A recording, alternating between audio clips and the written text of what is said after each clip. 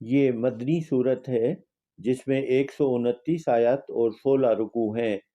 ترتیب کے لحاظ سے یہ 9ویں نمبر پر ہے اور حضور نبی کریم صلی اللہ علیہ وسلم کی حیات طیبہ کے آخری دور میں نازل ہوئی ہے۔ اپنے مضامین کے اعتبار سے یہ پچھلی صورت یعنی کہ سورہ انفال کے مضامین کو مکمل کرنا ہے۔ غالباً اسی لیے عام صورتوں کے برخلاف اس صورت کے شروع میں بسم اللہ الرحمن الرحیم نہ نازل ہوئی، نہ لکھی گئی، اور اس کی تلاوت کا بھی قاعدہ یہی ہے کہ جو شخص سورہ انفال سے تلاوت کرتا چلا آ رہا ہو اسے یہاں بسم اللہ نہیں پڑھنی چاہیے۔ البتہ اگر کوئی شخص اسی صورت سے تلاوت شروع کر رہا ہو تو اس کو بسم اللہ پڑھنی چاہیے، اور بعض لوگوں نے اس صورت کی شروع میں بسم اللہ کے بجائے کچھ اور جملے پڑھنے کے لیے بنا رکھے ہیں، وہ بے بنیاد ہیں۔ اوپر جو طریقہ لکھا گیا ہے وہی سلف صالحین کا طریقہ رہا ہے۔ یہ صورت فتح مکہ کے بعد نازل ہوئی تھی۔ عرب کے بہت سے قبائل اس انتظار میں تھے کہ حضرت صلی اللہ علیہ وسلم کے ساتھ کفار قریش کی جنگ کا انجام کیا ہوتا ہے۔ جب قریش نے حدیبہ والا معاہدہ توڑ دیا تو حضرت صلی اللہ علیہ وسلم نے مکہ مکرمہ پر حملہ کیا اور کسی خاص خونریزی کے بغیر اسے فتح کر لیا۔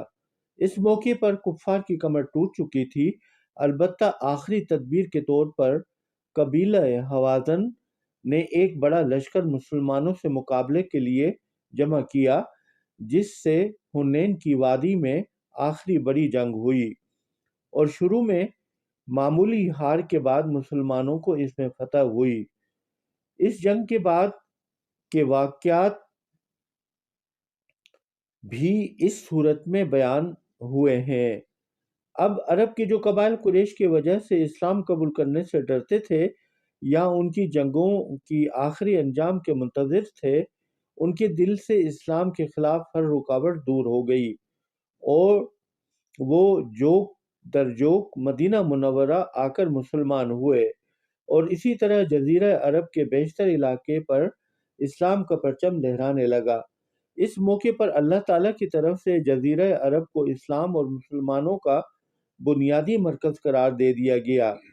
اصل منشا تو یہ تھا کہ پورے جزیرہ عرب میں کوئی بھی غیر مسلم مستقل باشندے کی حیثیت میں باقی نہ رہے، جیسا کہ حضرت صلی اللہ علیہ وسلم نے اس خواہش کا اظہار فرمایا کہ جزیرہ عرب میں 2 دین باقی نہ رہنے پائیں۔ لیکن اس مقصد کو حاصل کرنے کے لیے تدریج کا طریقہ اختیار فرمایا گیا۔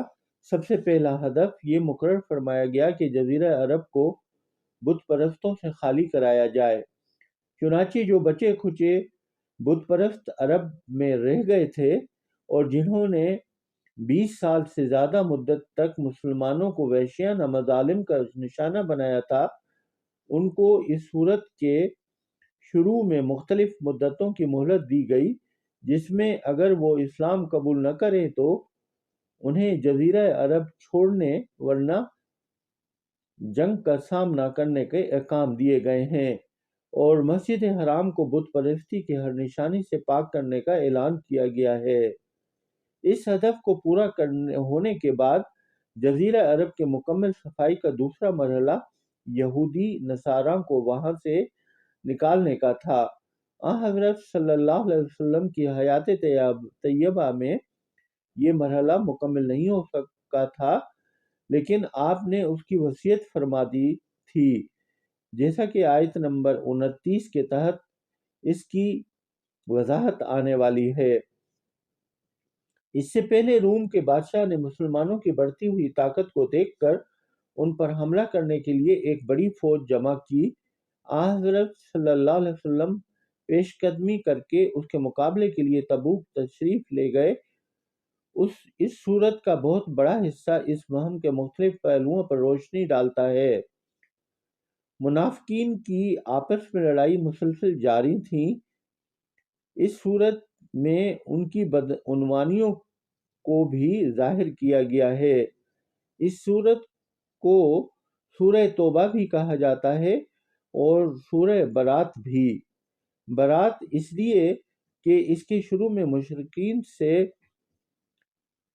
چھٹکارا یعنی کہ ان کو صاف جواب اور دستبرداری کا اعلان کیا گیا ہے، اور توبہ اس لیے کہ اس میں بعض ان صحابہ کرام کی توبہ قبول ہونے کا ذکر ہے جنہوں نے تبوک کی مہم میں حصہ نہیں لیا تھا اور بعد میں اپنی اس غلطی پر توبہ کی تھی۔